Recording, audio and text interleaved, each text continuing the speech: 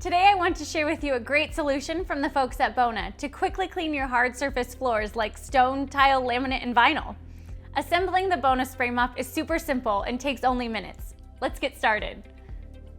First, set the mop base down with the Bona logo facing forward. Hold the lower mop pole at the bottom with the silver release button facing forward and guide the connector piece into the base until you hear a click. Next, insert the upper spray mop handle into the lower pole by aligning the similar profiles and pushing together until you hear a click.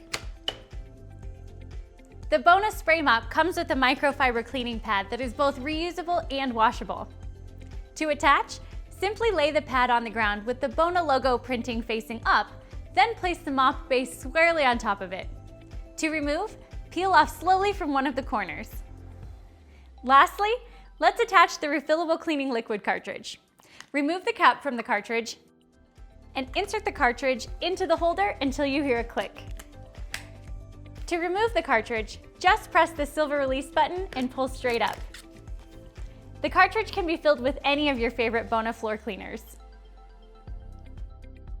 That's it, we're ready to clean.